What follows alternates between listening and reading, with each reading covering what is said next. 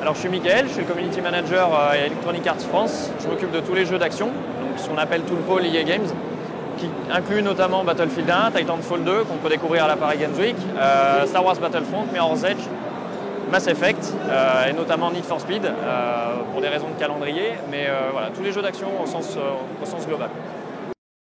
Alors, au quotidien, mon job, ça va être d'une part de gérer tous les réseaux sociaux qui sont associés à nos chaînes, donc Battlefield 1, Titanfall 2, répondre aux utilisateurs, gérer le posting. Donc le posting, en fait, c'est ce qu'on appelle communément poster sur Facebook, sur Twitter, c'est-à-dire que souvent on a des informations qui sont cascadées du global, donc toutes les pages dans le monde vont publier la même info en même temps pour avoir une communication linéaire partout.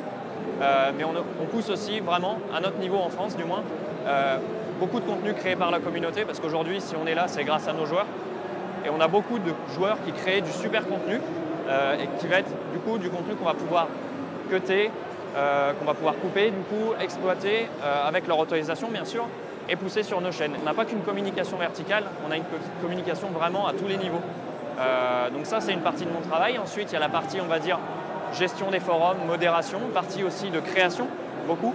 Donc là typiquement sur un salon comme la Paris Games Week, on a des partenaires avec qui on va pouvoir faire gagner des lots. Et bien, du coup, il faut créer les visuels sur Twitter, sur Facebook, sur YouTube, gérer les gifs, les streamings qu'on a en live.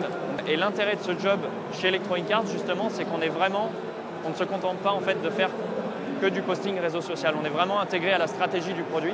Et si on veut un exemple concret, c'est le chef de produit qui va définir une stratégie marketing au niveau de son produit et qui va nous demander en fait, voilà, Mickaël, on est à la Paris Games Week cette année avec Battlefield. Comment on fait? Qu'est-ce qu'on fait sur la Paris Games Week? Est-ce que tu peux nous donner des idées? Et derrière, on va imaginer des concours, un programme de live quotidien, les invités, les publicités qu'il y a sur place, les vidéos qui sont créées par la communauté, la forme de l'arène, on a préconisé parce qu'on connaît les compétitions officielles, donc du coup on sait comment avoir une émulation entre les joueurs au maximum.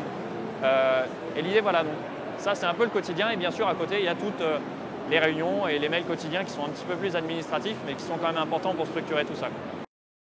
Sur nos licences, on a des communautés qui sont souvent très structurées, qui sont très anciennes. Donc on a des joueurs qui sont très investis, très passionnés. Donc cette passion des fois tombe un peu du côté négatif, mais c'est souvent très positif justement.